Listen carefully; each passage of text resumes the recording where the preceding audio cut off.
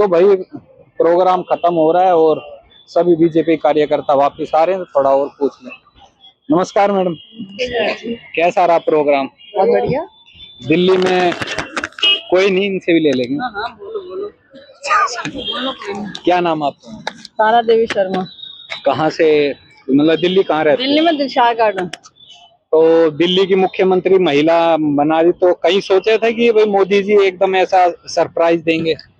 नहीं, कुछ तो सोच तो थी कि किसी महिला को बनाएंगे। ये तो हमारे अंदर था, क्योंकि मोदी जी के क्रियाकलापों से पहले से पता चल रहा था कि महिलाओं को ज्यादा इम्पोर्टेंस दे रहे हैं। क्योंकि नाम उनका चल रहा था, परवेश वर्मा जी का।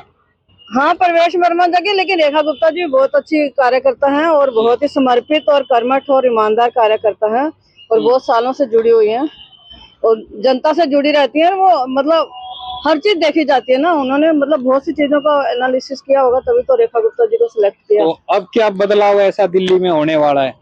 बदलाव होगा, सारी सड़कें ठीक होंगी, दिल्ली का जो पानी की व्यवस्था ठीक होगी, दिल्ली की जो मतलब इतना बुरा हाल हो गया, जो अरविंद केजरीवाल ने दिल्ली का सत्यानाश कर दिया, पैसा तो सब लूट लूट के खुद भर लिया और दिल्ली की जनता का सारा पैसा शराब में लगा दिया।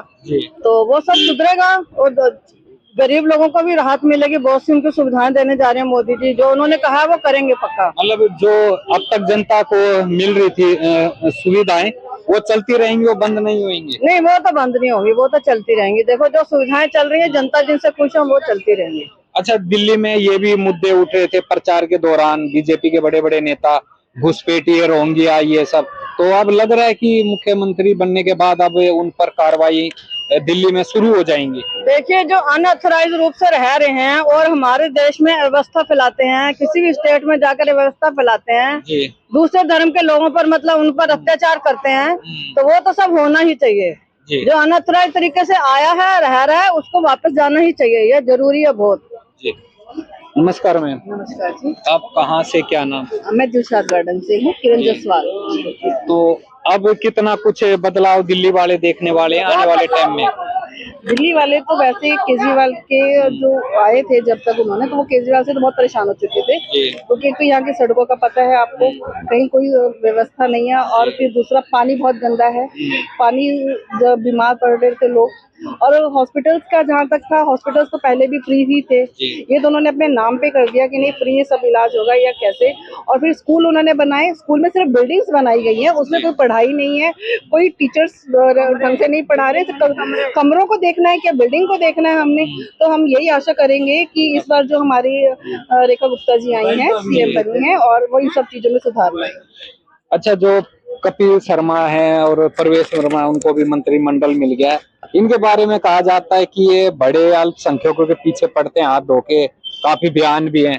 तो लग रहा है कि दिल्ली में एक इस तरह की भी राजनीति शुरू हो जाएगी कि जो जो अवैध बना रखे हैं, चाहे वो मजार हैं या फिर घुसपैठी हैं, उन पर एक्शन जरूर होंगे। अब देखिए, अल्पसंख्यक तो नहीं कह सकते, लेकिन जो इलीगल जो यहाँ पर आके रह रहे हैं, जैसे रोहिंग्या है, बांग्लादेश से आए हुए हैं, घुसपैठिए जो लोग हैं, उनको उन पे एक्शन लेना पड़ेगा, क्योंकि वो उन्होंने यहाँ पे आकर इतना अराजकता फैलाते हैं कि हम लोग खुद नहीं उनसे लड़ सकते, ना ही उनको कुछ कह सकते हैं, तो उनपे होना चाहिए। और मजार की बात तो जहाँ इलीगल है, अब मैं ये कहती हूँ रेलवे स्टेशन के बीच में मजार बना दी जाती है, जो उनके वहाँ पे जिनकी मजार है, क्या वो स्टेशन पे आके, स्टेशन के बीच में आके मरे हैं वो, जो उनकी मजार बना दी गई है।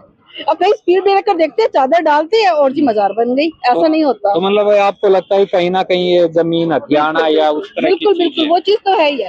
देखिए, वक्फ बोर्ड है, जी, वक्फ बोर्ड ने अगर जहाँ कह दिया कि ये जमीन हमारी है, तो वक्फ बोर्ड को कोई नहीं कहेगा कि आप ये साबित करिए कि ये जमीन आपकी है, लेकिन जिसकी जमीन है, जिसकी दुकानें हैं, उसको साबित करने में सालों लग जाएंगे कि ये दुकान मेरी है या ये जमीन मेरी है, तो इस पे भी एक्शन लेना चाहिए। तो आपको लग रहा है कि जो ये वक्फ बोर्ड है, इस पे भी धीरे धीरे मतलब मोदी जी कार्रवाई करेंगे और खत्म ही करेंगे?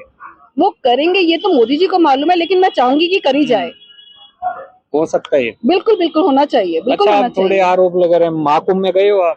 नहीं, मैं महाकुंभ में नहीं गई। क्यों नहीं जा पाए? बीजेपी कार्यकर्ता हो गए भी नहीं जा क्योंकि पाए? एक तो रिजल्ट आना था, इलेक्शन थे, रिजल्ट आना था, और इस वजह से नहीं जा पाए, और फिर बच्चों के एग्जाम शुरू हो गए हैं, उस वजह से नहीं। तो अब हम लोग फ्री हो गए, एक शपथ ग्रहण के चक्कर में हम नहीं गए हैं, तो अब यहाँ से भी फ्री हो गए हैं, तो अब हम आने वाले 26 तारीख तक बीच में जाएंगे। लेकिन बता रहे हैं वहाँ का जो पानी है वो गलत बता रहे हैं। बहुत खराब हो चुका है, मल मूत्र का आ रहे हैं। देखिए वो नहीं वो बहता हुआ पानी है, बहता हुआ पानी कभी खराब नहीं होता, रुका हुआ पानी खराब होता है, रुका हुआ पानी खराब होता है, बहता हुआ पानी कभी खराब नहीं होता। वो क्या होता है ना कि जैसे एक तो मौसम चेंज हो रहा है, धूप बढ़ रही है, लोग नहाते हैं और धूप में आते हैं, तो इस वजह से थोड़े बीमार हो रहे हैं, पानी की वजह से कोई बीमार नहीं हो रहा है। नमस्कार मैम, नमस्कार जी, क्या नाम और कहाँ से आए हो? मेरा नाम दीपा बिष्ट है, मैं दिलशाद गार्डन से आई हूँ। क्या कहना चाहते हो, कुंभ महाकुंभ की जो रिपोर्ट निकल के आ रही है और उसमें वो रिपोर्ट भी भारत सरकार द्वारा है, तो बता रहे हैं कि नहाना तो दूर की बात है, हाथ धोना भी मतलब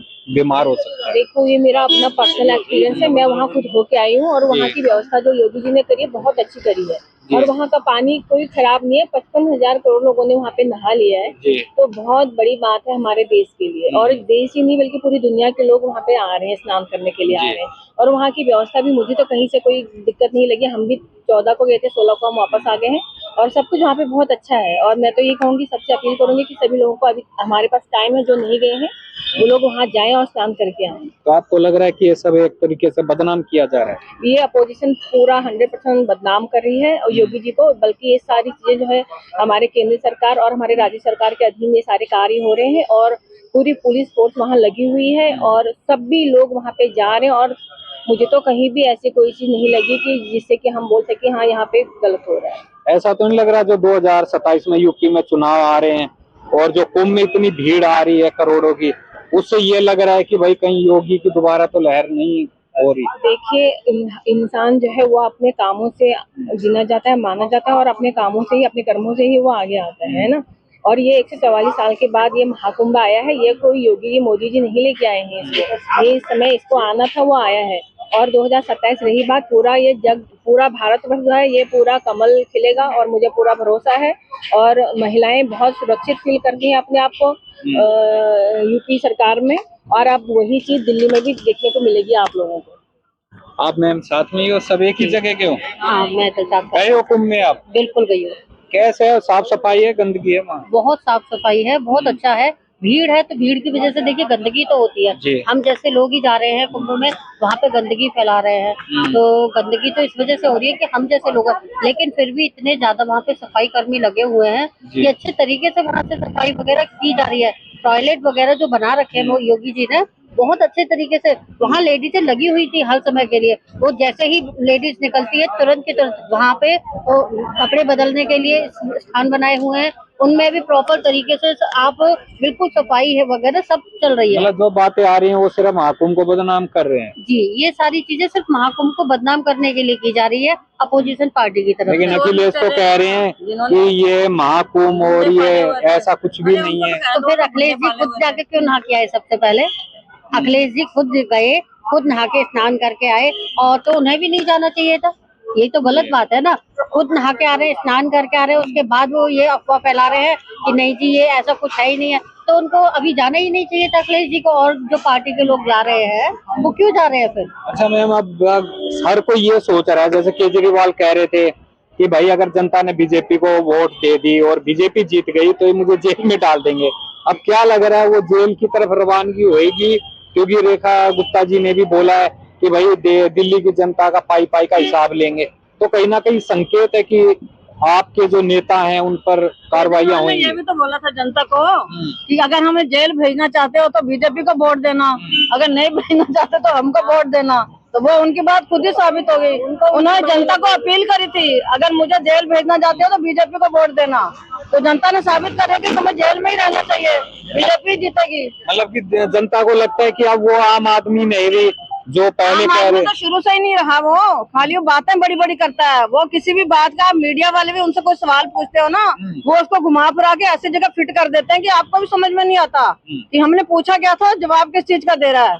वो बहुत ही शातिर, चालाक और दिमागदार, बहुत दिमाग नहीं, दिमाग उसका सही तरफ नहीं चलता, गलत तरफ चलता है। उसने दिल्ली जिस तरह से अपना सही दिमाग एक नई राजनीति के विकल्प के रूप में आई थी आप पार्टी, वो उसने सब ध्वस्त कर दिया और अपने साथ के बड़े बड़े लोगों को धूल चटा दी, उनको बाहर का रास्ता दिखा दिया। अब वही लोग कह रहे हैं, अब अंदर के लोग जब हारने के बाद अंदर के लोग भी बता रहे हैं कि क्या क्या हो रहा है। पंजाब में क्या उग्रवादियों के साथ मिलकर सरकार बनाई है, वहाँ 1,000 रुपए दे रहे थे तो नहीं दिया उन्होंने। 1000 रुपये नहीं दिया महिलाओं को किसी भी बात पे तो तो भाई ये सब तमाम बातें हैं। और अब भाई दिल्ली की राजनीति अब किस तरफ करवट बदलती है, क्योंकि बहुत सी चीजें अब शुरू होने वाली हैं, वो भाई आने वाला समय आपके सामने। और सबसे बड़ी बात भाई, दिल्ली जनता से जो वादे मोदी जी ने करे हैं उसको कितना पूरा करते हैं और कितनी उसमें कम ज्यादा होएगा, वो भी एक आने वाला समय बताए। तो वीडियो को ज्यादा से ज्यादा शेयर करना, अपनी राय जरूर देना। सभी भाई साथियों मेरी